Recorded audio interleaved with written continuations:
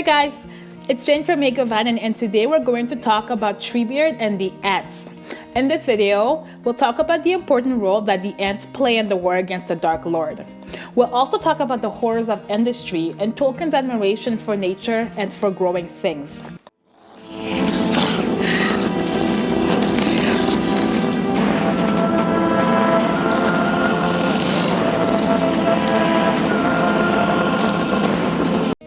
Okay, so just before diving into it, let's first take a moment to acknowledge the extraordinary piece of music that we just heard. The name of the sequence is called The Last March of the Ants. And for most of this video, we'll talk about the lead up to the Last March of the Ants, as well as the significance of the Last March of the Ants. Think about it. That scene could have been really silly. It takes a lot of talent to make walking, talking trees look epic. Jackson's crew hit a home run here because the 10-second march is movie-making magic at its finest. The glory of this scene is a combination of things like digital effects, a good score, tight editing, great storyboarding, and of course, great acting. But at the core of it, like if I had to pin it down to one thing, at the core of the success of the scene is of course the music. Like the majority of the Lord of the Rings soundtrack, Howard Shore both composed and orchestrated the song. The person singing it's Ben Del Mastro, who was just a boy at the time when he performed this song. His voice is beautiful and it's so captivating, it's like honey and silk. Ben is also the one who does the vocals during the fourth Eolinga sequence. Coming at first light on the fifth day. At dawn, look to the east. Ben is also the lead vocalist in the sequence of the arrival of the eagles.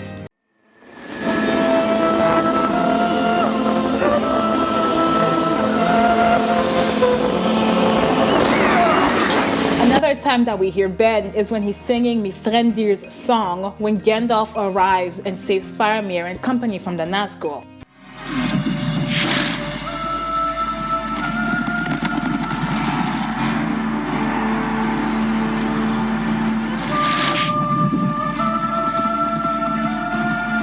I don't know about you guys, but I get chills down my spine every time Ben sings in the films. It's one of the many elements that make the film so great. This is especially true in the Last March of the Ants sequence because of the amazing attention to detail that went into it. Although Ben is singing in Italian, a few of the words are in the Entish language, and those lyrics are taken directly from the source material available in Tolkien's Two Towers. It was also very important for Jackson and company to get this sequence right because not only is it a pivotal moment for the ants, but it's also a turning point in the battle against Sauron and his servant Saruman in Isengard. Okay, let's go back to the ants and let's talk a little bit about the history of Isengard to better understand what was going on in the Isengard theater at that point. When we meet Treebeard and the other ants, they are in their old age, they became still and silent, and had no interest in the affairs of men, elves, and wizards. Like many of the other races of Middle-earth, Treebeard and the ants didn't even know who or what hobbits were. Never heard of a hobbit before.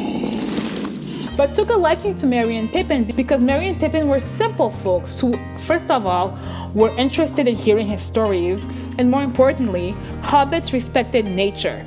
Remember that the hobbits are from the Shire, and the Shire is a small but beautiful, idyllic, and fruitful land that had agriculture, but that was not industrialized. We'll get back to this a little later in this video because it's really important. So in the story, Merry and Pippin found themselves in Fangorn Forest when they had escaped from Saruman's orcs. Once in Fangorn, they ran into and befriended Treebeard. It's because of this chance encounter that Treebeard learned that Saruman was cutting down the forest to fuel his war efforts. Remember that the trees had disconnected themselves from the affairs of men at this point. So this was fresh news to Treebeard, and Treebeard was pissed.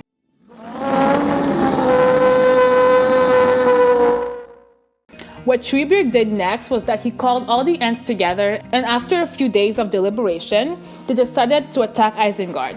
This attack was successful because the timing was perfect. Remember that at that time, Saruman had emptied Isengard for a final assault in Rohan, which gave us the Battle of Helm's Deep. The land will be stained with the blood of Rohan! March to Helm's Deep! With this war, his force of 10,000 Uruk-hai were busy fighting Aragorn and company. Isengard was left pretty much defenseless.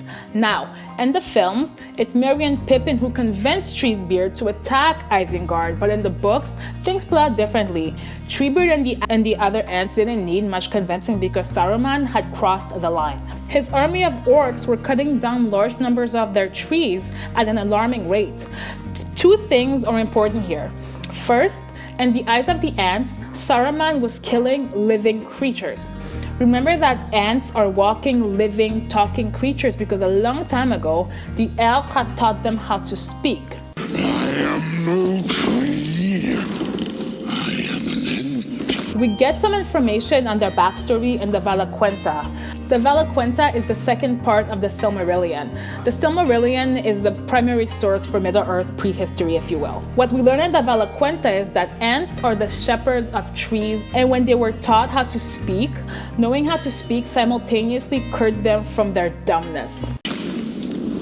Tree herder, shepherd of the forest. On top of this, in the book, The Two Towers, Treebeard explains to Merry and Pippin that Ents are very strong beings. I don't think that Treebeard outright says this in the film, but there is a moment in Jackson's adaptation when one of the orcs informs Saruman that the trees were very strong since their roots dug really deep in the soil. But Saruman ignored this and ordered him to continue ripping down the trees in order to build armor, swords, and shields for the Uruk-hai. The trees are strong, my lord. Their roots go deep.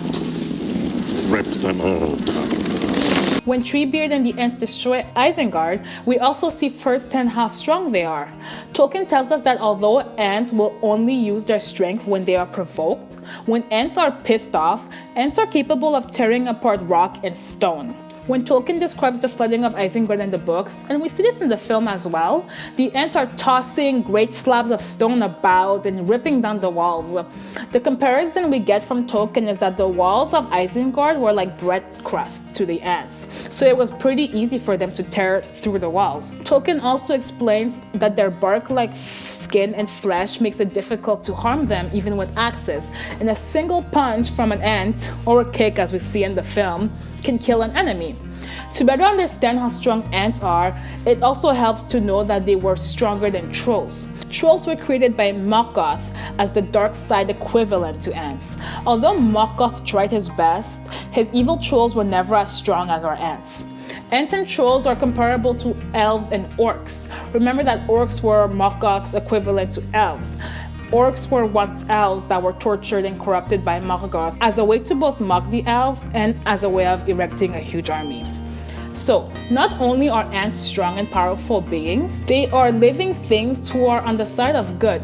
Now, the second element that makes the destruction of trees bad is that Saruman should have known better. Saruman. A wizard should know better. This is an excellent point, and Treebeard points this out in The Two Towers. Now, at the end of the Second Age of Middle-earth, Saruman was granted the Forest of Isengard, which of course is located near Fangorn Forest. The Fortress of Isengard, also known as Orthanc, was given to Saruman by men from Gondor who hoped that he would guard the fortress, protect them from enemies, and protect the Palantir that lived there. Now, when Saruman had Isengard to himself, and before he became a villain, Saruman would wander about Fangorn Forest, and he became friendly with Treebeard. During their conversations, Treebeard taught Saruman about growing things and about the history of Middle-earth. The two eventually became friends. However, little did Treebeard know that this friendship with Saruman was one-sided because while Treebeard talked away, and if you read the books, you know that Treebeard loved telling stories, Saruman was gathering information about the forest. So when Treebeard sees the havoc created by Saruman, he's feeling betrayed because he personally took the time to teach Saruman about growing things. So yes, Saruman knew better, so his actions were a betrayal to Treebeard, who was his former teacher. Don't have enough fuel to feed the fires. The forest of Fangorn lies on our doorstep. Burn it. When Saruman turned evil, it is the forest that pays the price because in his lust for power and desire to kiss Sauron's ass, he cut down and burned numerous trees. Instead of doing his job of guarding Isengard, Saruman began using the Palantir to chat with Sauron, who eventually seduced him to the side of bad. Once he was seduced, he started breeding orcs as well as Uruk-hai, who are a pack of killing machines on steroids. Unlike orcs, Uruk-hais could survive in daylight, so Saruman threw all his resources into creating a giant army of fully equipped Uruk-hai. And to do this, Saruman industrialized the process. In order to industrialize the process, he needed to keep the engine on and to have fire burning 24 hours a day. This required a shit ton of wood. Once Isengard was transformed into Saruman's base of operations, he tarnished the valley, he cut down the trees and grass and replaced them with stone and machinery. He also manipulated the river and created a dam to create hydropower. Once Isengard became fully operational, what was once a green and beautiful tower complex with many large trees and grass field that was fed by the river, it became a series of deep pits used for breeding orcs and forging weapons. In the film, Treebeard sums this up in one sentence when he tells Merry and Pippin that there was a time when Saruman would walk in my woods, but now he has a mind of metal and wheels. He no longer cares for growing things. This is very interesting. We don't know for sure what Treebeard taught Saruman about growing things, but what we do know is how Tolkien felt about growing things. In many of his letters, he talks about his love and respect for nature and trees. We see this particularly in letter 133, where he describes Fangorn Forest as old and beautiful, but at the time of the story, tense with hostility because it was threatened by a machine-loving enemy. I'll put a footnote in the description because on top of the books and the appendices, Tolkien's letters are a fantastic source of information about Middle-earth and about Tolkien himself. Tolkien did feel a special affinity for trees, especially ancient ones like oaks and willows, and I'm 100% with Tolkien on this one. Trees take years and years to grow. They're beautiful and defenseless creatures, and it takes only a few moments to destroy a tree with an axe. I find that it's not really fair, and it's really nice to have the story where we see them rise and defend themselves. Some Tolkien scholars are also steadfast that Tolkien was greatly disturbed by England's Industrial Revolution in the late 18th century and most of the 19th century. The Industrial Revolution is a time when rural life declined in the wake of urban cities and factories. With the Industrial Revolution came a new wave of hazards as well as pollutants, like there were sewage problems, sanitation problems, there was lots of workplace injuries, and a plethora of various diseases going about London. The old world will burn in the fires of industry. Tolkien himself was not alive for the Industrial Revolution, but he did live in a time to witness its effect, and he was not a fan. Tolkien loved the Worcester countryside. When he was forced to live in the more industrialized parts of England, he often dreamed of the countryside, and he would escape to the countryside as often as he could. Industrialization destroyed the beautiful English countryside that Tolkien loved, so Tolkien immortalized it by giving it to the hobbits. This is what the Shire is all about. In fact, he even tells us in his letters that the Shire was inspired by his old home in Birmingham. Life in the Shire is a quiet life away from all the machinery and industry. This peaceful life is exactly what Frodo, Sam, Merry, and Pippin are fighting for. And it is for the good and the preservation of the Shire that they got embroiled in this whole War of the Rings issue.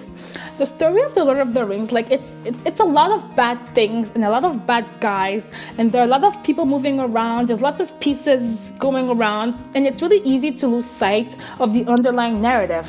At the core of the epic story is the tale of a group of hobbits getting caught up in the business of powerful folks, all in an effort to save the Shire. When Sam is on Mount Doom with Frodo, he's thinking about a quiet life in the Shire. That's what he wants at that moment. That life is complete with strawberries and cream and the babies he would have liked Rosie to pop for him. When Pippin begins to understand the gravity of the situation, it's when Merry explains to him that if the ants don't crush Saruman, there won't be a Shire to go home to. There won't be a Shire, Pippin.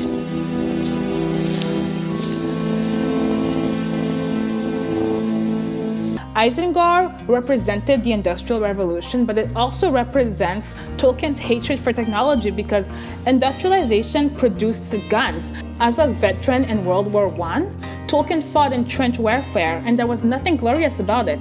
Instead, he watched many loved ones die because of the mass production of weapons, and this is something that he carries into The Lord of the Rings. The weapons that are mass-produced in The Lord of the Rings are the weapons of the enemy.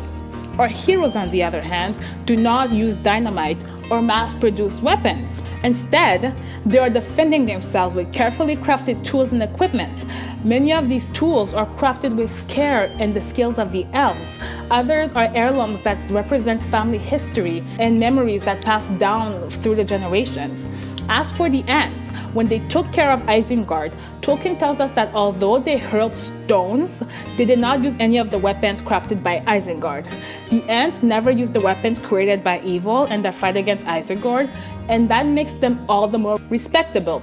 Now, because there is a link between Tolkien's admiration for the countryside and our hobbits and the Shire, I absolutely love that in the trilogy, Jackson gives Pippin and Merry a bigger role in it when he has them convince Treebeard and the ants to destroy Isengard. Not only was it very satisfying to see this on screen, but it further connects hobbits to what Tolkien loved most, and by being connected to something that Tolkien respected so much, it elevates the stature of our hobbits. There are not only these 3-foot-tall folks who love to eat and dance. No, hobbits are the heroes of our story, and they represent what is good in this world, just like the Shire.